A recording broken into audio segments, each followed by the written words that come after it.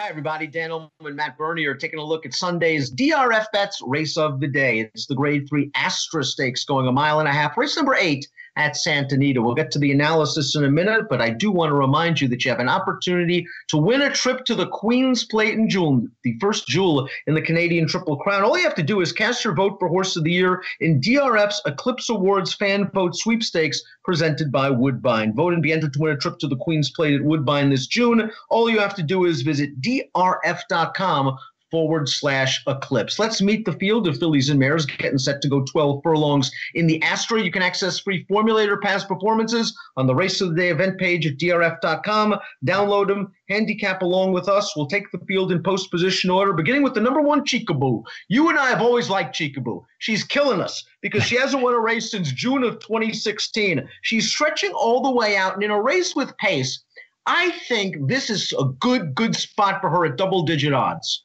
The way that I'm looking at it is maybe she's not what she once was here. She's 6 years old now. And you're right. You and I have just waited for her to take that next step, and she just hasn't done it. But at the same time, I'm kind of wondering, they've never, ever stretched her out past 1 1/8 miles before. Now we go out to 1.5 miles, and she's always finishing at the end. I know it doesn't always work out that nicely, but I think this is as good an opportunity as any to take a chance and see if she can handle this. I think her last race was an okay prep for this one. It was a mile race with no pace whatsoever. She was hanging back in last, and she came with a little bit of a run. She still showed an interest to run in the late stages of this race. I don't think she's over the hill just yet, and as we'll get to in a bit, there is pace to set her up. We'll just see if she handles the distance. She's by Unusual Heat, one of the stalwart California stallions for a long time. They seem to do anything, especially on the turf. Unusual Heat is also the sire of the 2 Lynn's Legacy, another horse stretching out. She's run at 1.25 miles a few times. It'll be interesting to see how she gets this trip, but another closer that would benefit pace. Yes, and I do wonder. I know she won a stakes race most recently up at Golden Gate. It was on synthetic. I've never viewed her really of the graded or the stakes caliber type. I feel like she's better off in those sort of N1X, N2X level, high level optional claimers. I don't think it would be crazy to see her maybe hit the board underneath because I think this race is relatively wide open, but I don't love her chances. I think the 3 Arctic Roll is really going to appreciate this distance. If you study her pedigree, there's a lot of long-winded European turf influences here. The problem is, this is only her 7th lifetime start. She's eligible for a non-winners of 2 life, and her figures are a little bit light. If you believe that distance is the great factor in this race, however, I can see her maybe coming along for a piece at giant odds. Yeah, the tough thing for me to really gauge with her, the distance shouldn't be an issue at face value. Like you say, from a pedigree standpoint, her only win to date came in gate to wire fashion on dirt. So I'm not sure how she's going to be ridden. The blinkers are coming off with the stretch out in distance. I just think there's a lot of things working against her. But again, in a race that I don't think there are any superstars, you could do worse than take a shot with her.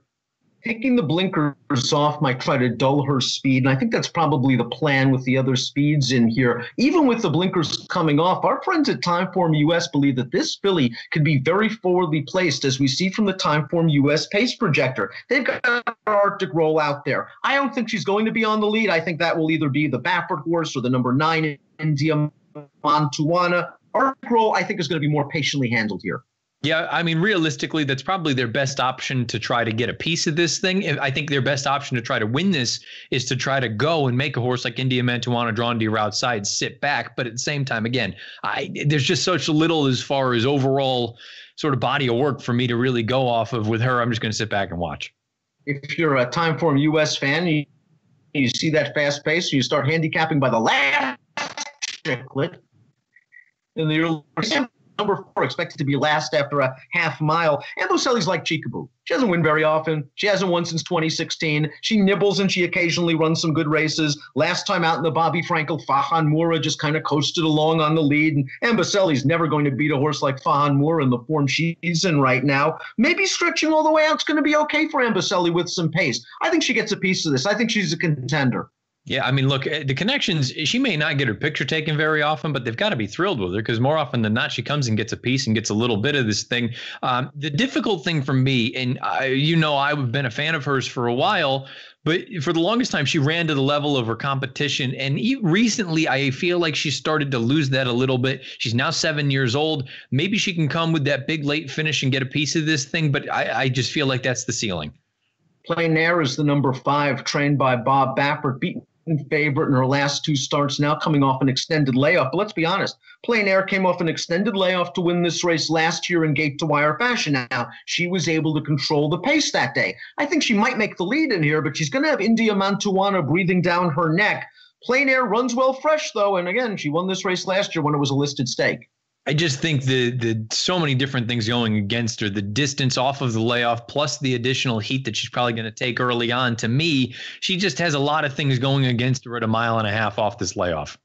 Like Arctic Roll, the number 6 Trust Fund Kitty, eligible for a non-winners of 2 life. Like Arctic Roll, this filly is removing blinkers for the first time. Like Arctic Roll, this filly has the pedigree to stretch out to 1.5 miles as she's by turf champion Kitten's Joy. She's going to have to run faster. I find it interesting that this is the spot that they finally try to stretch her out in, where they haven't tried it on any of the other occasions. She's never gone longer than 1 mile in her career. I agree with you. Again, she should appreciate the distance, but boy, from a speed figure standpoint, she's on the light side. Reform claimer Copper Fever tries to stretch all the way out. She won at 1 mile and a 16th last time out on the turf at Golden Gate. Giant step up in class, giant step up in distance, and boy, she's got to run faster. She's at least in good form, I suppose, winning that starter allowance most recently. But boy, just strictly from a number standpoint, very difficult to make her. I think the filly to beat's KP Pergalicious, coming off her effort in the American Oaks last time out. I realized that race was restricted to 3-year-old fillies.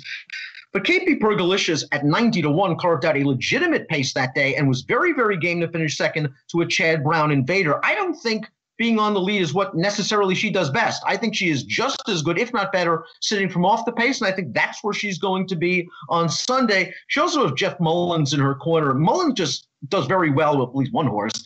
Older horses on turf, as we see from this formulator fact. Past couple of years, 4-year-olds and up, turf routers, graded stakes at Santa Anita, 6 for 8. It's nice to have a top horse in the barn. KP Pergalicious, 86 buyer last time out at 1.25 miles. I think tracks the speeds in here is a strong, dangerous contender. Just not getting 90-1.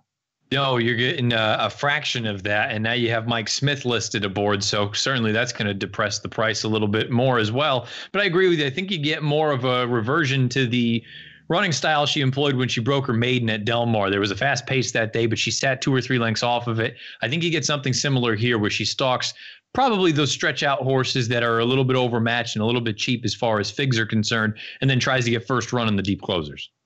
Take a look at our top selections for the Grade 3 Astra Stakes. We're going to bookend it.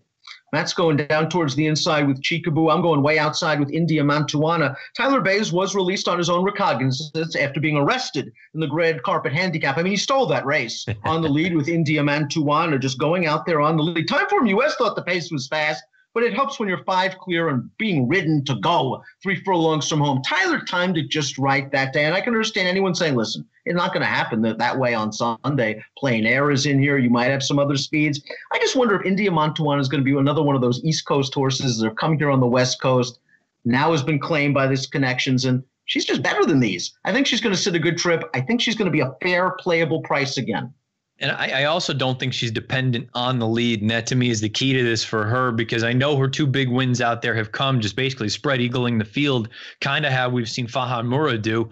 I feel like the difference here is with the other speed in here that seems like they are less classy than she is. I think you let them go not too far. You're within shouting distance of them. You get the first run, the true first run, because you're sitting just off, and then you hopefully have enough left in the tank. The 2 times she stretched out in distance here in Southern California, she's been very, very impressive in both of those. I think she's a player.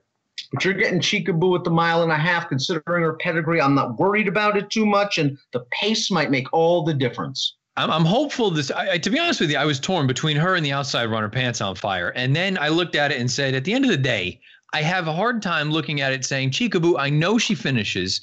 I think this distance is probably going to work for her in the grand scheme of things. And look, if I've chased her at single-digit odds in the past, I can certainly chase her here at 12 or 15 to 1. I just think this is, I don't want to say this is the last chance, the last-ditch effort for her. But if this doesn't work, then you got to look at it and say, I don't know if she can run anymore. You see, Matt's a true professional. Did you see what he did there? He gently reminded me that Pants on Fire is the outside horse in the race. Let's not give her a short shrift. Let's talk about her a little bit because, on her best day, she's good enough to win. I'm genuine when I say I was torn between the 1 and the 10. I look at Pants on Fire and say I do wonder that most recent run, draw a line through it. She's 0 for 2 on synthetic now. The red carpet, maybe it was a little bit disappointing that she didn't come with that late kick, but that was off of a little bit of a layoff. I don't think this distance is a problem for her. And again, I think with a little bit of racing under her belt from that run 2 back in the red carpet, I think she's at least intriguing in here. You got Flavien Prat aboard. The 10 post starting going down the hill, a little bit unfortunate. You're going to lose some ground, but I think she wants to come from the back anyway. Matt's going with the 1. I'm going with the 9 in the DRFBet Sunday race of the day. Remember to take your chance to win a trip to the Queen's Plate in June. Cast your fan vote for Horse of the Year at drf.com/eclipse. You have a chance to win a trip to the Queen's Plate. That contest is presented by Woodbine. Approximate post time for the Astra, race number 8 at the Great Race Place on Sunday, 3:30 Pacific. Best of luck.